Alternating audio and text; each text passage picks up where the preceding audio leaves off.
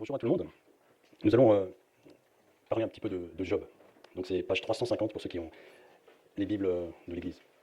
Ce matin, je suis allé voter, et puis il y avait une personne devant moi. Donc quand on arrive à l'urne, elle vote, et l'assesseur dit à voter. Il se passe une ou deux secondes, et puis elle dit pour qui vous votez. Et là j'étais là, je ne comprenais pas, je me dis j'ai besoin de comprendre là. Et en fait j'ai compris quelques secondes après qu'elle avait une procuration, et donc elle demandait le nom de la personne pour qui elle allait voter. Mais j'ai eu peur, hein, mais c'est surtout, je me suis dit, ouais, je ne comprenais pas. Quoi. Et souvent, en fait, lorsqu'une épreuve pointe le bout de son nez dans nos vies, la question est, et pourquoi ça tombe sur moi Voire, pourquoi cela tombe encore sur moi? Et la souffrance, elle peut venir de tant et tant de domaines. Elle est partout dans notre monde déchu, qu'elle soit morale, qu'elle soit physique ou qu'elle soit spirituelle. Spirituelle, lorsqu'on traverse une période où Dieu ne semble plus s'intéresser à nous. Et si vous ouvrez le livre de Job dans le chapitre 5, les versets 19 à 21, vous pouvez lire 6 fois il te délivrera de la détresse, et 7 fois le mal ne t'atteindra pas. Il te sauvera de la mort pendant la famine et des coups de l'épée pendant la guerre. Tu seras à l'abri des agressions de la langue, tu n'auras pas peur quand viendra la dévastation. Alors si vous croyez cela littéralement, il me semble que l'ensemble du livre de Job pourrait vous choquer. Et peut-être même dès les 12 premiers versets du livre que nous allons lire maintenant. Donc Job 1, versets 1 à 12. Il y avait dans le pays d'Uz un homme qui s'appelait Job. Cet homme était intègre et droit. Il craignait Dieu et se détournait du mal. Il avait 7 fils et 3 filles. Il possédait 7000 brebis, 3000 chameaux, 500 paires de bœufs et 500 ânesses. Il avait aussi un très grand nombre de serviteurs.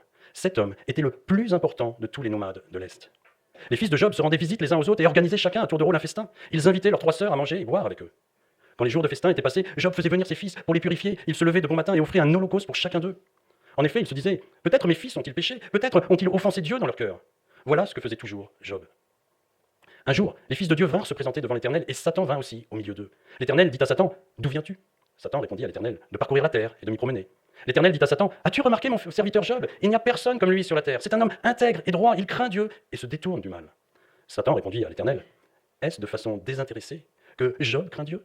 Ne l'as-tu pas entouré de ta protection, lui, sa famille et tout ce qui lui appartient? Tu as béni le travail de ses mains et ses troupeaux couvrent le pays.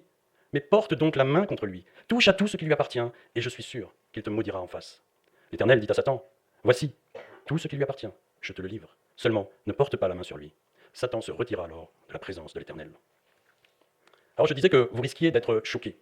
Pourquoi? Parce qu'on comprend que le personnage, je dirais, humain qui est au centre de cet étonnant récit va subir des tempêtes successives qui l'entraîneront dans la détresse, qui le feront flirter avec la mort sous les coups de l'épée et qui le feront, il subira les effets du mal, même en provenance de ses proches, par justement des agressions de la langue.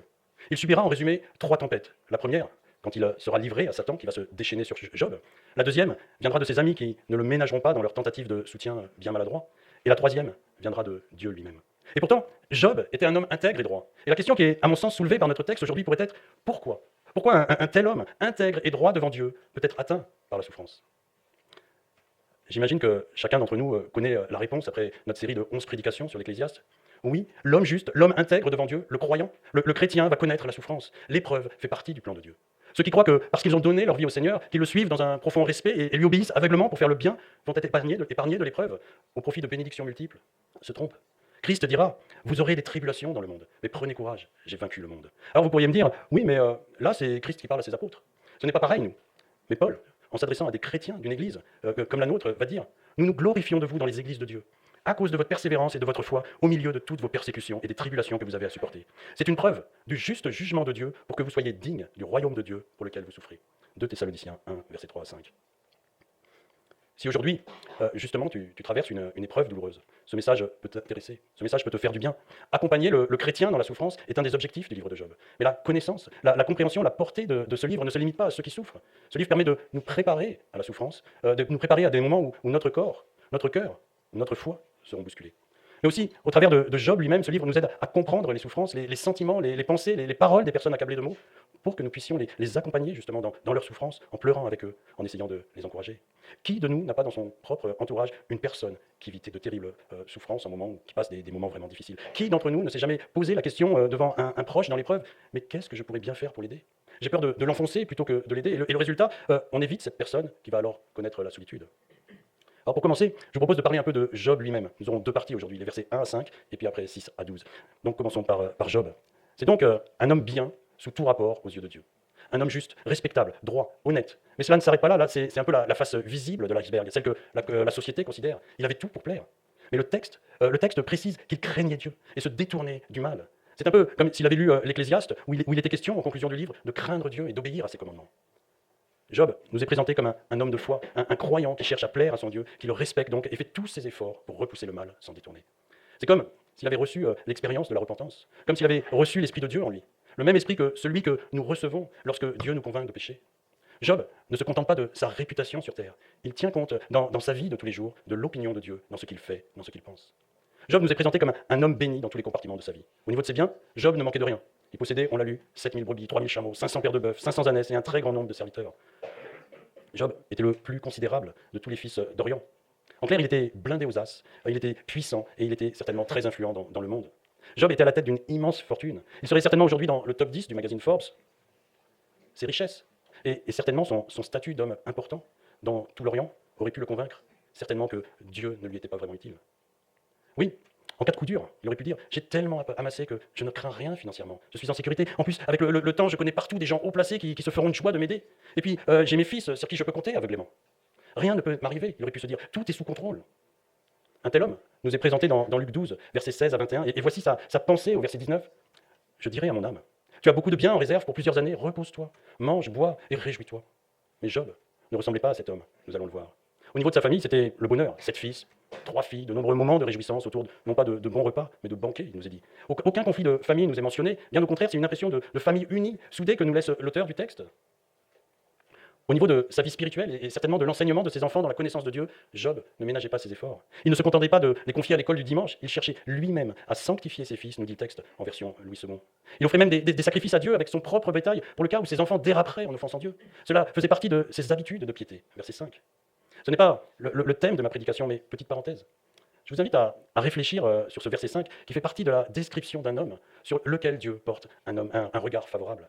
Avons-nous ce même souci pour la croissance et la sainteté de nos enfants? Cherchons-nous à les sanctifier chaque matin, à les mettre à part pour Dieu au travers de notre vie spirituelle? Avons-nous cette même façon, cette même coutume d'agir que Job? En version Louis II, il est écrit « C'est ainsi que Job avait coutume d'agir ». Quelles offrandes avons-nous l'habitude d'apporter régulièrement à Dieu pour la santé spirituelle de nos enfants, même quand ils deviennent grands? Et on le comprend dans le texte, ces fils sont devenus des adultes qui se reçoivent chacun à leur tour, ce qui sous-entend qu'ils n'habitent plus ensemble, mais qu'ils ont ce souci d'entretenir des relations familiales, des relations les uns avec les autres. Souci de la famille, qui certainement leur a été inculqué par Job. Et pourtant, Job, par ses sacrifices, se soucie encore de leur relation vis-à-vis de Dieu. Je referme cette parenthèse. Mais ce verset 5, au travers de cette habitude de Job, nous montre qu'une certaine connaissance de Dieu poussait déjà à la repentance, poussait déjà à offrir régulièrement des sacrifices à Dieu, même pour des méfaits qui n'étaient pas encore commis, ou des péchés qui auraient pu se faire dans des pensées secrètes. Job, dans sa préoccupation de plaire à Dieu, ne supportait pas que l'idée que ses fils, ce que Dieu lui avait confié, puissent maudire Dieu. Quelle leçon de crainte, quelle leçon de respect de Dieu, quelle leçon de désir de sainteté autour de soi, n'est-ce pas comme de l'évangélisation ou de l'édification? Quelle volonté de plaire à Dieu, d'accomplir la mission, de faire grandir le peuple de Dieu sur terre. Ce portrait de Job est une des clés fondamentales de lecture et de compréhension de l'ensemble du livre. Tout ce qu'il va subir, tous ses malheurs, toutes ses souffrances sont immérités. Il n'a rien fait de mal pour les mériter. Un homme extrêmement intègre et droit peut être extrêmement affligé. Et il est aussi extrêmement important de comprendre cela pour ne pas culpabiliser lorsque l'épreuve nous tombe dessus. Combien d'entre nous pourraient avoir tendance à dire « Ah, si j'avais réfléchi un peu plus, si j'avais agi différemment, il ne me serait pas arrivé telle ou telle chose ou tel accident. Avais-je vraiment besoin d'aller à ce concert de jazz? J'aurais pu m'abstenir. Mes enfants m'en veulent d'avoir déménagé, ils ont pu leurs copains. Si je suis malade, c'est que j'ai dû le mériter. Qu'est-ce que j'ai pu faire pour que Dieu me sanctionne ?» Méfions-nous aussi de juger nos proches quand la même mésaventure les touche. Souvent, nous pouvons avoir la pensée de nous dire il a un petit peu cherché quand même à flirter avec les limites, à force de s'entêter, de ne pas nous écouter. Je l'avais prévenu. Méfions-nous d'une théologie qui enseignerait que les malheurs de nos vies sont la conséquence automatique de nos péchés, et inversement, que nous sommes à l'abri de l'épreuve en pratiquant le bien. Tous les malheurs, toutes les épreuves, toute la souffrance que Job va endurer ne sont pas liées à son péché. C'est ce que nous découvrons à partir du verset 6. Et après ce portrait de Job, l'auteur nous décrit une scène céleste. C'est notre deuxième partie. Qui n'aimerait pas être une petite souris pour assister à tout ce qui se trame au niveau du gouvernement de notre pays? Par exemple, pour comprendre pourquoi notre président a décidé de dissoudre l'Assemblée, quelles sont les véritables raisons, quels sont les enjeux ou les intérêts de chacun? Je suis sûr que plusieurs d'entre nous se sont posé la question, c'est légitime. Malheureusement, vous n'avez pas eu cette chance de pouvoir passer par un trou de souris, et vous devez rester sur votre frustration. Mais Dieu, dans son immense grâce, nous a préparé, on pourrait dire, un petit trou de souris dans ces quelques versets. Il nous accorde, je dirais, mais l'immense privilège d'assister à une sorte de conseil des ministres de son royaume. Alors, essayez d'imaginer la scène. Dieu est assis sur son trône de gloire, peut-être dans une salle majestueuse, dans une salle grandiose, comme un hémicycle. Il préside devant tous ses anges, tous ses élus, tous ses ministres. Et là, Satan, un ange déchu qui à cette époque n'avait pas encore été vaincu par Christ, Satan fait son apparition devant Dieu. Alors, j'imagine bien son attitude, sa prestance remplie d'arrogance, de suffisance, de mépris, d'esprit de critique, d'esprit de contradiction au milieu de cette scène. Alors ce n'est pas décrit dans le texte, mais ce qui en ressort, c'est que Dieu lui demande des comptes. D'où viens-tu? Alors Dieu ne lui demande pas des comptes sur ses vacances, sur ses visites touristiques. Dieu lui demande des comptes. En gros, c'est qu'as-tu fait? Comment se fait-il que tu sois ici? Tu n'as plus ta place parmi nous. Satan est là en usurpateur. Nous avons vu dans l'Ecclésiaste qu'un jour il y aura un jugement et nous comprenons ici que même Satan est soumis à l'autorité de Dieu. Il ne peut agir à sa guise, il doit rendre des comptes et même nous verrons que son champ d'action est limité, contrôlé par Dieu. Et cela doit nous réconforter dans nos souffrances. Quoi qu'il arrive, rien ne se fait sans l'approbation et sous le contrôle de Dieu, même si nous ne comprenons pas tout. Par cette conversation avec Satan, par ce trou de souris, cette vue d'en haut qu'il nous accorde au milieu du brouillard, Dieu nous montre, je dirais, ce qui doit nous suffire pour comprendre les épreuves qui peuvent nous tomber dessus. Bien plus loin dans le livre, au chapitre 31, Job, dans sa souffrance, émettra quelques doutes sur les choix, les décisions de Dieu, sans le maudire. Il se plaindra de Dieu, et c'est certainement cela qui déclenchera la troisième tempête qu'il devra subir, celle des reproches de Dieu. Elle commence de cette façon au chapitre 38. L'Éternel répondit à Job du milieu de la tempête. Il dit « Qui est celui qui obscurcit mes plans par des discours dépourvus de savoir? Mets donc une ceinture autour de ta taille comme un vaillant homme. Je t'interrogerai et tu me renseigneras. Où étais-tu quand j'ai fondé la terre? Déclare-le puisque tu es si intelligent. Qui a fixé ses dimensions, tu le sais, n'est-ce pas? Ou qui a déplié le ruban à mesurer sur elle? Sur quoi ces bases reposent-elles? Ou qui en a posé la pierre angulaire alors que les étoiles du matin éclataient ensemble en chants d'allégresse et que tous les fils de Dieu poussaient des cris de joie? Mes amis, comprenons ici que dans la souffrance, il est préférable de rester à sa place. Comprenons que c'est la volonté de Dieu qui s'accomplit et soyons conscients du privilège dont nous disposons par l'Écriture de profiter des révélations de Dieu. Révélations que Dieu, le Dieu infiniment bon dans toute son œuvre, nous accorde. Nous pouvons nous plaindre, nous pouvons nous lamenter sur nos épreuves, mais remettre en cause la volonté de Dieu, c'est non. Toi, tu peux assister à cette scène incroyable qui se passe dans le ciel. Mais Job, lui, il ignorait tout. Considérons ce privilège. Soyons reconnaissants pour les enseignements de cette confrontation entre Dieu et le diable, ces choses extrêmement rares dans la Bible. Et que se passe-t-il à partir du verset 8?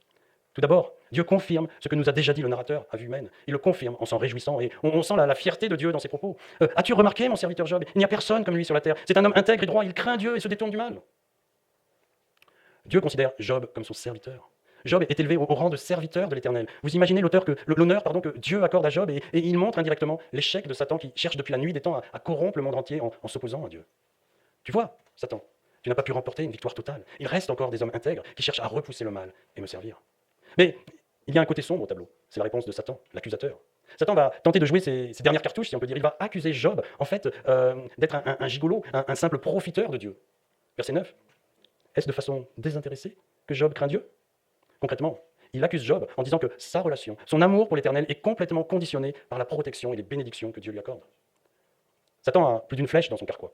Il ment souvent, il cherche à diviser, il cherche à faire douter de la parole de Dieu, il cherche à la dénaturer. Souvenez-vous de la tentation de Jésus dans le désert. Mais là, il utilise encore un autre stratagème. Il ne met pas en doute les actes de Job, mais il s'attaque au cœur de Job. Il s'attaque à ses motivations pour remettre en question la réalité de l'amour de Job vis-à-vis de Dieu. Il suggère à Dieu donc que ce n'est que de l'hypocrisie, que Job offre des sacrifices, oui, mais en fait cela ne lui coûte pas grand-chose, vu qu'il est immensément riche. Puis, verset 10, après s'en être pris à Job, il double, je dirais, son accusation en s'en prenant maintenant à Dieu. Si Job est devenu comme ça, c'est de ta faute, Dieu. Il accuse Dieu d'avoir pourri gâté Job. Ne l'as-tu pas entouré de ta protection? Lui, sa famille et tout ce qui lui appartient, tu as béni le travail de ses mains et ses troupeaux couvrent le pays. En gros, il dit à Dieu, mais dis donc, ce n'est pas étonnant que Job se comporte comme cela, vu tout ce que tu fais pour lui. Tu ne cesses de le bénir, de le protéger, de lui permettre de s'enrichir. Normal qu'il t'aime, normal qu'il te vénère. Il n'a aucun mérite. En plus, il sait qu'en cas de coup dur, tu vas intervenir.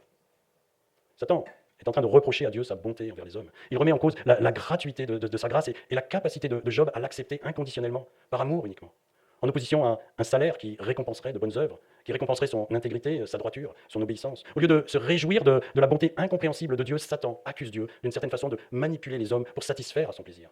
Serait-ce de la jalousie? Satan, lui, qu'a-t-il à offrir comme bénédiction à l'homme? Rien. Parce que tout bienfait et tout don parfait viennent d'en haut. Ils descendent du Père des Lumières, en qui il n'y a ni changement, ni ombre d'une variation. Jacques 1, verset 17. Et Satan va s'acharner sur nous pour que nous ne soyons pas satisfaits de tous ces bienfaits d'en haut que Dieu nous accorde. Pour que nous ne nous en contentions plus, pour que nous en désirions toujours encore plus et encore plus, pour que nous ne nous souvenions plus qu'en Christ, Dieu nous a bénis de toutes sortes de bénédictions spirituelles dans les lieux célestes. Satan s'attaque à la bonté de Dieu. Et nous comprenons au verset 11 quel est le véritable enjeu de cette confrontation entre Dieu et Satan. Satan veut prouver à Dieu que l'homme, au travers de Job, aime Dieu non pas pour qui il est, mais pour ce qu'il lui apporte. C'est aussi la gloire de la grâce de Dieu qui est en jeu. Dieu nous a choisis avant la création du monde pour que nous soyons saints et sans défaut devant lui. Dans son amour, il nous a prédestinés à être ses enfants adoptifs par Jésus-Christ. C'est ce qu'il a voulu dans sa bienveillance, pour que nous célébrions la gloire de sa grâce, dont il nous a comblés dans le bien-aimé, c'est-à-dire Christ. Éphésiens 1, versets 4 à 6. Il affirme, ou Satan affirme que la relation entre Dieu et l'homme n'est pas fondée sur un amour réciproque, un amour authentique, mais bien, et cela depuis la chute, sur la convoitise, sur ce qu'on voit, sur ce que l'on désire pour notre propre intérêt, sur ce que l'on possède matériellement. Dit autrement, Satan accuse Dieu d'avoir une relation gagnant-gagnant avec les hommes. Il dit à Dieu, mais porte donc la main contre lui, touche à tout ce qui lui appartient, et je suis sûr qu'il te maudira en face. Et là, nous avons une deuxième clé de lecture du livre de Job. Clé que nous devons avoir en tête avec cette remise en cause de l'authenticité, de l'amour de Dieu pour les hommes, et notre capacité à lui ressembler en retour par Christ dans un amour inconditionnel. Et une pensée m'est venue. Satan ne serait-il pas en train de vouloir remettre en cause le postulat, de l'homme fait à l'image de Dieu, postulat affirmé dans Genèse après la création des animaux? Certains de nos ancêtres l'ont bien fait, et d'autres continuent de le penser aujourd'hui au travers de la théorie de l'évolution des espèces de Darwin, qui contredit le principe de création espèce par Dieu, au profit d'une évolution progressive en fonction de circonstances. On peut également citer les théories farfelues qui remettent en cause le genre des hommes et des femmes et le principe exclusif du mariage d'un homme avec une femme en vue de multiplier les hommes, les femmes sur la terre. Satan ne serait-il pas aussi en train de s'attaquer au mandat créationnel que Dieu a confié à l'homme? Genèse 1, 27, Dieu créa l'homme à son image. Il le créa à l'image de Dieu, il les créa mâle et femelle. Et dans Genèse 2, 24, l'homme quittera son père et sa mère et s'attacheront à sa femme, et ils seront une seule chair. Et enfin, verset 12 de notre texte, le choc arrive. C'est choquant. Dieu livre Job à Satan en définissant une limite. Voici tout ce qui lui appartient, je te le livre. Seulement ne porte pas la main sur lui. Satan se retira alors de la présence de l'Éternel. Des tempêtes successives vont s'abattre sur Job. Nous verrons comment Job réagira aux attaques de Satan dans 3 semaines. Mais ce que nous comprenons aujourd'hui, et je conclurai sur cet aspect, c'est que l'épreuve de la souffrance de Job va servir Dieu. Elle va servir sa gloire. Si Job sort vainqueur de l'épreuve, s'il ne maudit pas Dieu, comme le suggère le diable, il aura démontré que sa foi, que sa relation avec Dieu est authentique, qu'elle a pour lui un prix d'une valeur bien supérieure à tout ce qui peut lui être proposé sur terre, ou proposé par Satan. Par ce service de Job, Dieu prépare une victoire sur le diable. Une victoire qui confirmera, si cela est nécessaire, sa bonté et qui confirmera la réalité de sa grâce infinie. Même si Job ne le sait pas, sa souffrance, les malheurs qu'il va endurer seront bénéfiques. Ils vont servir le plan du Dieu très haut. Bien d'autres serviteurs dans la Bible, serviteurs de Dieu, sont passés par la souffrance pour finalement devenir aussi des instruments de bénédiction pour le peuple de Dieu, pour l'homme. Je pense en particulier à Joseph qui a enduré de nombreuses épreuves, qui après avoir connu le fond du trou, s'est retrouvé esclave dans un pays étranger. Mais Dieu l'a élevé ensuite, presque au plus haut rang pour que finalement il devienne un instrument pour sauver sa famille de la famine. Et comment ne pas penser à celui qu'on appelle le serviteur souffrant, à celui qui était parfaitement intègre et juste, à celui qui s'est abaissé pour souffrir injustement. Il s'est abaissé jusqu'à souffrir sur une croix, jusqu'à une mort totalement imméritée, car il n'avait jamais péché devant Dieu. Job offrait des sacrifices pour les fautes de ses enfants. Lui, Christ, le Fils de Dieu, offre sa vie en sacrifice pour le pardon de tous les péchés du monde. Il l'offre par pure grâce. Il ressuscite et est élevé au plus haut rang du royaume de Dieu. Par sa victoire, la victoire de Christ, le diable et la mort dans laquelle il voulait nous entraîner sont vaincus. Nous accédons à la vie éternelle. Nous sommes adoptés par le Père des Lumières. Tous ceux qui le croient, tous ceux qui reçoivent Christ comme la lumière de Dieu, ont le pouvoir de devenir enfants de Dieu. Alors, souvenons-nous lorsque nous traversons des périodes compliquées, souvenons-nous que la souffrance n'est pas forcément méritée, qu'elle peut sembler injuste, qu'elle peut sembler incompréhensible, mais que, comme pour Job, elle est au service du bien pour la gloire de Dieu. Elle est au service du bien pour la gloire de Dieu, à l'image de ce qu'a fait Christ, le serviteur souffrant.